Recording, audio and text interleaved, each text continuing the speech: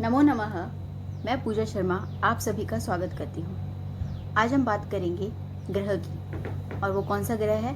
बृहस्पति, जिसका स्थान सभी ग्रहों में सबसे ऊंचा है। क्यों? क्योंकि वो सबसे विशाल ग्रह है, सबसे बड़ा ग्रह है और सबसे पुराना भी। हम लोग बृहस्पति को किस कारणों से जानते हैं? तो हम जानते हैं बृहस्पति को विद्या की वजह से, उसकी बुद्धि की वजह से, और बृहस्पति देवता से हमें बहुत कुछ प्राप्त हो सकता है। जिनकी संतान नहीं होती है उनको संतान प्राप्ति के लिए बृहस्पति देव की पूजा करनी चाहिए। कुंवारी स्त्रियां जिनकी शादी नहीं हो रही है उनको वर प्राप्ति के लिए बृहस्पति देव की पूजा करनी चाहिए। और हाँ, एक सबसे बड़ी बात जो है वो ये है कि अभी जो है सबसे बहुत बड़ा सहयोग बन रहा है। कल हरियाली तीज है और साथ में वीरवार भी है। बृहस्पतिवार और हरियाली तीज, ये दोनों का संगम जो है कुमारी लड़कियों के लिए जिनका विवाह नहीं हो पा रहा है उनके लिए सबसे अधिक महत्वपूर्ण संगम बन चुका है। शिव पुराण में यह उल्लेख मिलता है कि माँ पार्वती को शिव जी जो है 107 जन्मों के बाद 108वें जन्म में हरियाली तीज पर ही प्राप्त हुए थे। हरियाली तीज पर उन्होंने निराहार व्रत किया और उसके बाद उनकी पूजा से प्रसन्न होकर शिव जी ने आकर जो है उनसे वरदान मांगने को कहा और तब उन्हें शिव जी की प्राप्ति हुई। उसी प्रकार से बृहस्पति देव जो है जब उनकी पूजा अर्चना की जाती है तब भी कुंवारी लड़कियों को जो है अच्छा वर प्राप्त होता है।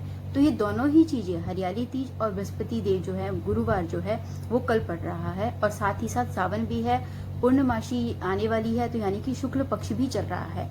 तो जो भी कुंवारी लड़कियां हैं उनको अगर वर की तलाश है, उनको अगर अच्छा वर नहीं मिल पा रहा है तो वो कल से जो है गुरुवार के व्रत जो है वो आरंभ कर सकती हैं।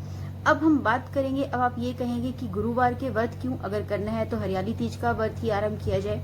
लेकिन मैं आप लोगों को बता दूं कि हरियाली तीज का जो व्रत है वो थोड़ा सा मुश्किल होता है, और एक बार आरंभ करने के बाद आपको हमेशा ही हरियाली तीज का व्रत जो है वो करना पड़ेगा। इसलिए अच्छा यही रहेगा कि आप जो है गुरुवार के व्रत प्रारंभ करें और उनको 16 गुरुवार का आप संकल्प लें, और उसके बाद जो है 7वें गुरुवार के दिन आप लोग उद्यापन करें। ठीक है। हाँ, लेकिन जो लड़कियां वो पहले से ही गुरुवार के व्रत रखती हैं, अगर वो गुरुवार के व्रत रख चुकी हैं लेकिन फिर भी सफलता उनको हासिल नहीं हो पा रही है, तो वो हरियाली तीज के व्रत प्रारंभ करें। और हरियाली तीज का व्रत जो है वो कल से प्रारंभ ही कर दे, और उसके बाद वो उस समय तक रखती रहें जब तक कि उनको वर की प्राप्ति नहीं हो जाती। लेकिन हाँ, उनको बाद में भी वो व्रत जो है बाद में भी हमेशा के लिए रखना पड़ेगा। जैसे जिस प्रकार से हम करवा चौथ का व्रत रखती हैं उसी प्रकार से हरियाली तीज का व्रत भी जो है सुहागिन औरतें रखती हैं, और अगर कुंवारी लड़कियां उनको आरंभ करती हैं तो वो भी बाद में उनको रखती रहे। अब हम बात करते हैं गुरुवार के व्रत की। तो आप लोगों को गुरुवार का व्रत, बृहस्पति देव जी का व्रत जो है वो कैसे प्रारंभ करना है? सुबह जल्दी उठिए, स्नान करने के बाद पीले वस्त्र धारण कीजिए, और पीले वस्त्र धारण करने के बाद जो है सबसे पहले सर्वप्रथम सूर्य भगवान जी को अर्घ दीजिए, और उसके बाद अपने घर के मंदिर में जाकर, क्योंकि कोरोना फैला हुआ है बाहर के मंदिरों में तो जा नहीं सकती हैं, अपने घर के मंदिर में जाकर जो है विष्णु जी और लक्ष्मी जी की यथाविधि पूजा कीजिए।